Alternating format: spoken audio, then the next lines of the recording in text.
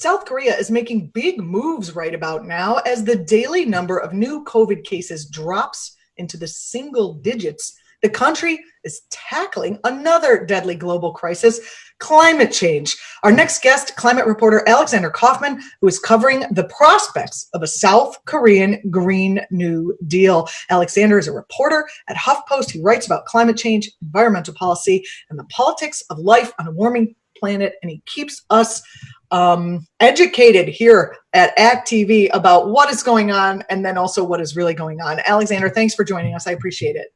Happy to be here. Can you talk about South Korea's Green New Deal? What's in it? What kind of impact could it have if it's passed? Sure.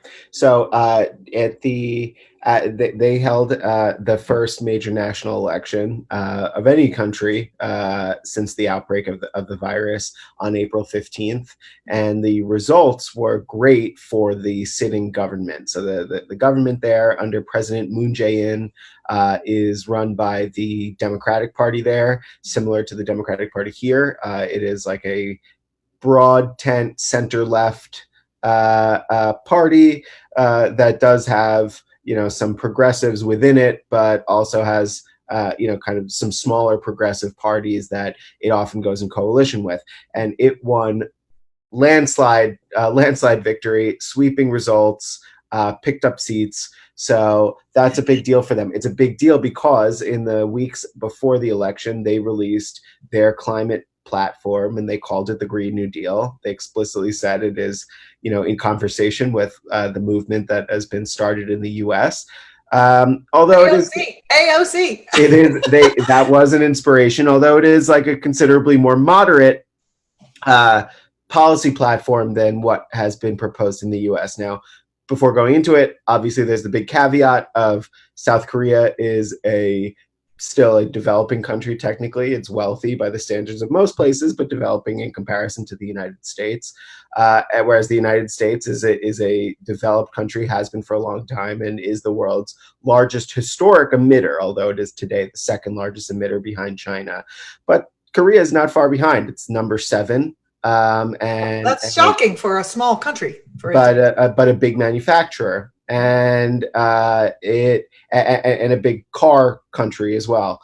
And so what they've put out is essentially this platform that says, number one, which is a huge deal, that they will phase out coal financing, both domestically and overseas, in their public institutions, which is huge because 3 of their biggest public investment bodies are huge backers of new coal plants in Indonesia, in Vietnam, and other parts of Southeast Asia, where emissions growth threatens to be the biggest deal. They've also agreed to do large-scale investments in renewables that have been today make up a very small fraction of electricity use in the country, and they agreed that they would look into passing a carbon tax. There are some other aspects to it as well, but this is considerably more moderate than some of the Green New Deal plans that the rival progressive parties have put out.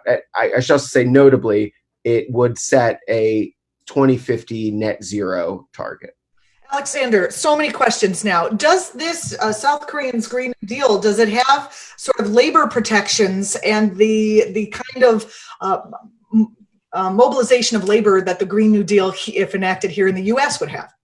It does promise to retrain workers, but actually one of the biggest critiques that progressives in South Korea have had of the Green New Deal plan that the government ran on is that it does not have labor buy-in. They put together a panel, a committee to basically discuss the different pathways that they could take to implementing a 2050 net zero target, and that panel is mostly academics and some business people and some environmentalists, but there are no representatives from the 2 largest labor confederations in the country. So that's obviously a problem, and it does speak to some of the nuances of the labor movement in South Korea, but is certainly something that progressives were criticizing and saying, well, this is a clear departure from the U.S. or the Labour Party Green New Deal in the UK that really put workers at the center. In terms of what South Korea is suffering under climate change, do they get typhoons? Are they getting droughts? What are the things that are affecting South Korea specifically?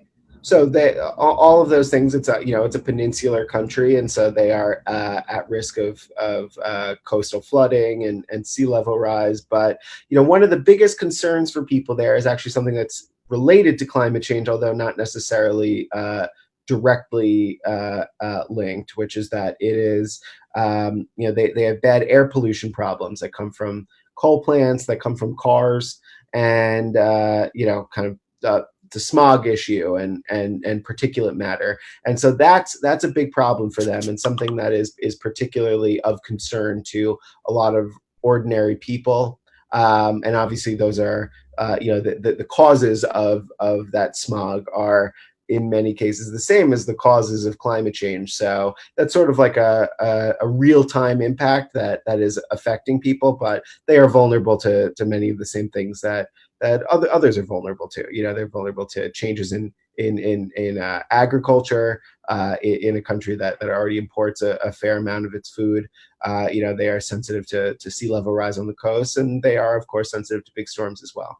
In terms of their politics there, I mean, we, as compared to what we have here, we have a fascist who is rolling back environmental regulations, and we are looking forward to getting rid of that person. There's a drum to get rid of him because of the way he, for a number of reasons that I don't have to name here, coronavirus, malfeasance in the economy, all of that stuff. Was this a big departure and a big win for progressives in terms of the election? As it would be if, say, we get, if we had Bernie, for example, which I wouldn't quite put it in those terms. I mean, this essentially gave a stronger majority to the sitting president. And he's probably, Moon Jae-in has gotten a lot of praise for being progressive, and he has done a lot of progressive things. I mean, he did raise the minimum wage. He took a much more diplomatic approach to North Korea, which is widely credited with easing some of the tensions there. Even though Trump got credit for doing it here, there it was much more. Much more was put on the actual government in Seoul. But he is, at the end of the day, still relatively business friendly president. His administration hasn't taken radical action necessarily to make many companies uncomfortable. I mean, they were giving bailouts to some large industrial players, including coal players, in response to the coronavirus outbreak. So there are definitely issues there. I mean, he also, as the story notes, that he's calling for a phase out of coal. That is not necessarily true of liquefied natural gas, and obviously he is by no means a radical. He is definitely progressive, and is progressive in a country that has skewed conservative for a long time. So that's wonderful news. That is notable, and he'll be up for re-election in, I think, 2 years. So his future is kind of dependent on that, but at least in the meantime, his party now has a larger majority, so he has a clearer mandate to do things, and will have the ability to potentially push more things on his agenda. The flip side of that is that he is less dependent on some smaller progressive parties that were part of his coalition. So the influence that they can have to push him to the left is probably actually reduced. So it's hard, I don't want to prognosticate necessarily, because I'm not an expert in generally South Korean politics, but that is the dynamic that I understand from talking to sources there. What kind of effect do you think that this move toward progressivism in terms of the environment could have on the international community? A big one. South Korea is a major exporting country, both of electronics and cars, but also of culture. I mean, people talk about snacks and movies and television and music. I mean, everybody listens to K-pop now, right? So it is a country that has a lot of international influence for reasons outside of pure might or strength. And that's really powerful. And so, you can expect that if they were to adopt a really aggressive decarbonization plan, that the effects would be pretty large on some of their trading partners. At the very least, taking Korean financial institutions out of the pool of money that new coal plant builders can draw from is a really significant move that can make a big impact on a lot of the countries in the region. So obviously it's difficult to predict any of these things, and we're talking about one large and significant piece in a very complex system with many different parts, and so it's difficult to predict how, if you remove Korea from one aspect where China or Indonesia or another player comes in, and how that ultimately changes. But it would be a major blow to coal financing, and it would be a lot of pressure on other countries that trade with them to get on board with similar policies. Well, that's great. Everyone's keeping their eyes on the march of fascism. I'd like to keep our eyes here on the march of progressivism across the globe, wherever it may start. We're speaking with Alexander Kaufman. He's a climate reporter for HuffPost. If you have questions, we're coming to the end of the interview, so put those questions in the stream chat. Put them in the Facebook chat, and I will launch them over to Alexander. I'm going to ask you an off-topic question that I think we may have touched on a couple weeks ago when the topic was super hot. But have you watched the Michael Moore documentary? And I have not, but I've read the reviews of it, so I am. You're aware of the yeah the strife and the. Yeah, I mean, I would urge viewers to read the very good review that the climate policy expert Leah Stokes wrote on Vox.com. That does a really nice job of debunking each different thing that was wrong with it. Brian Kahn at Earther also wrote a really nice review of it. And Emily Atkin, the author of the Heated newsletter, wrote one of the first big pieces on it, actually, that identified a trend that I have definitely seen myself, which is, I forget exactly how she put it, but it's essentially of white dudes who are storytellers and other aspects deciding to parachute in on climate and then declare all of the other experts in the field to be wrong and produce a piece of work that essentially, does the propagandizing on behalf of oil companies, which is quite surprising from somebody who has been an avowed progressive and has had generally good politics, like Michael Moore. Isn't there some validity to the fact that each of the groups that he discussed does have their, there are no saints in any movement. They each have some problems or issues. Isn't it useful to have a conversation about that, or you think maybe? No, I mean, I think it's of course. I think it's useful, but I don't think that the framing is quite right. I mean, as I understand it, the film does very little to discuss the malevolent effects of the fossil fuel industry on this broader debate, and it just gets a bunch of facts wrong. I mean, having that debate is totally worthwhile and ought to be had in good faith. Having that debate in order to be contrarian about something, it's like, people aren't perfect. News at 11, and so that's that. I'm sympathetic to that. And look, I mean, I'm a reporter on these things. I have always kept my distance from organizations so that I can be critical of them and report on them independently. But in my view as a reporter, when you look at the balance of things, the compromises of some environmental groups that have been advocating for policy to deal with this in comparison to the amount that needs to ultimately be done, and the amount of capital and influence that is stacked in the other direction, trying to prevent anything from being done.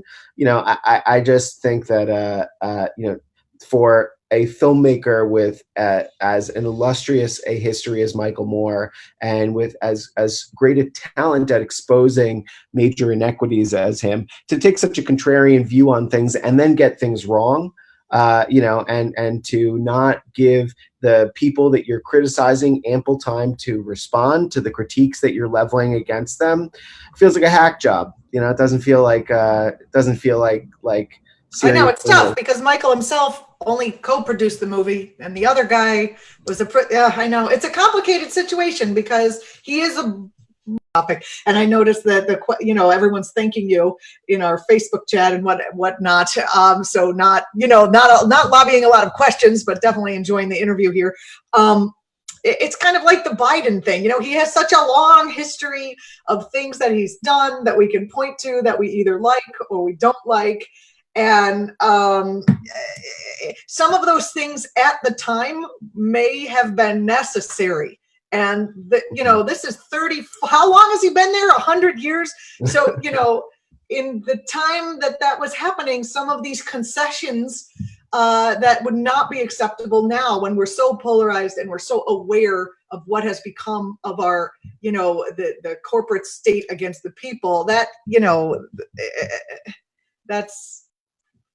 that I feel like that's sort of where the movie is. It's like some of the things that had to be done in that time, because in that time frame that was the acceptable range of actions. And this is kind of a perennial problem with climate, that it is an issue that has long been championed by the left and by progressives, who are that tend to disproportionately attract idealists.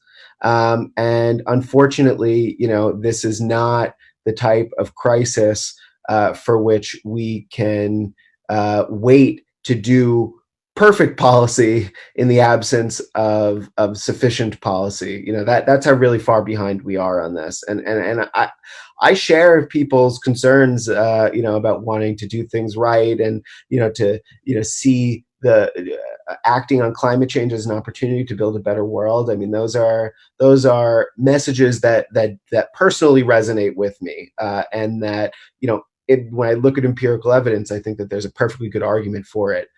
That being said, we don't live in a perfect world. Progressive climate people tend to be the first to say that the rational assumptions that economists make about behavior are not tethered to sociological reality, and believing in them is an impediment to doing making necessary changes. And so I would urge some people to consider that, deciding that some of the players who have been working on climate policy for this long, because they failed to yield results, were somehow corrupt, and that we need to get rid of them and start all over again. We simply don't have the luxury of doing that. We don't have the luxury of starting over, and we really desperately need to enact some kind of policy to reduce emissions as quickly as possible, ideally doing so in a way that rights and justices that have long been that way, and take care of workers who will be affected, and build something that lasts and shares in prosperity. And so I really it's good to level critiques about Bill McKibben, but I think that if we're going to have an honest conversation about Bill McKibben's contributions, that Bill McKibben needs to be given a fair opportunity to respond to those things, so it's not a one-sided, besmirching of his reputation, and B, we have to consider, what are the stakes, and what are the stakes of hitting pause so that we can start over again and do this in a way that makes. We're already at pause. We are here at pause, so let's restart in a better way, is the thought I have here. Alexander, you are a climate and environmental reporter.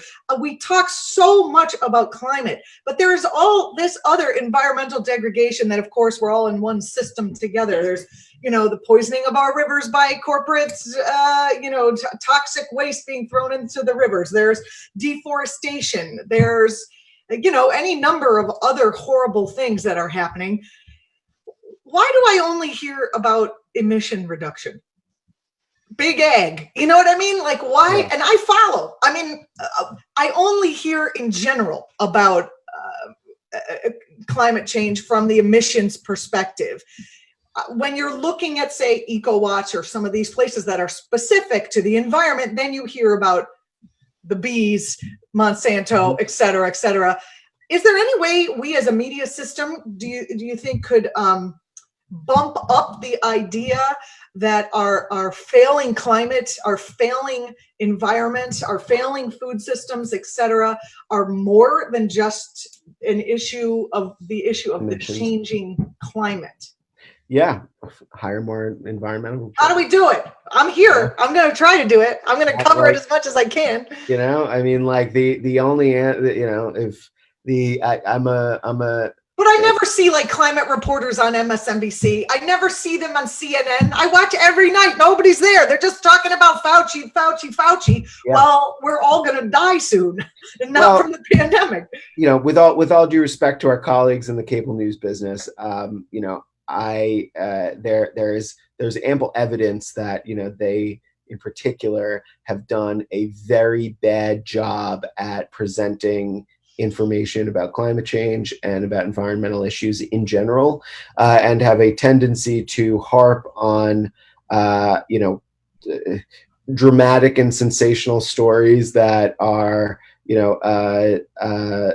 have a dubious connection to people's ordinary lives and experiences at best. And so, that I think is bleeds over significantly into coverage of environmental issues and climate issues, and tends to lead to a very simplistic understanding of it. I mean, keep in mind that most of the coverage of climate change up until fairly recently was based on an understanding that it was an issue that could be understood through a binary of do you believe in it or not, as if this is as if we're talking about God, frankly, climate, unlike the monotheistic entity that we have been taught about broadly, climate change doesn't really care if you believe in it or not, and so boiling the debate down to that did a great disservice, where you're even seeing it now, where people are responding to calls by Republicans to reopen, to reopen states that have closed and gone under lockdown as being, somehow, quote unquote, not believing science. Like, if we just believe science, if we just put more faith in the experts, that this will be better. I think that argument tends to alleviate the responsibility on the part of the less malevolent actors in politics to do the hard work of politics. Mm-hmm. You have to do the hard work of politics. It's not easy, and it takes talent and it takes some finesse. And people don't seem to want to do that, and instead revert to slogans like, "Hey, believe science," or "No, the scientists have it right." And I just think that's very weak. And so I would hope that cable news being so dependent on hot political narratives, that perhaps once there are some actors who are able to provide a more exciting type of rhetoric or messaging, that they may follow suit. I think it's notable that they have done a lot more coverage of climate, and climate has been a much more prominent issue since the solution has been kind of boiled down to something that people can get excited about, like a Green New Deal, something that they're like, oh yeah, I can take that to the bank. I can get a job doing, clean energy work, and, actually teaching is a great low carbon job. And, it helps people to better understand things. And so I think going beyond, we need to slap a price on carbon, and if we just reduce emissions by 5% every year, is not a thing that we good, right? Exactly. Climate change stories equals really bad ratings, according to Kempa. Well, we're doing our best here at ACT.TV to keep these stories in the news and on the front burner, and to give you all the details behind what's happening in our climate. So thank you, Alex, for being a regular here. You can find Alexander Kaufman's work at the HuffPost. You can also find Alexander at Alex C. Kaufman on Twitter. We will see you in a couple of weeks, Alex. Thank you so much for being with us. Thank you. Stay safe, everyone. We'll try to stay safe.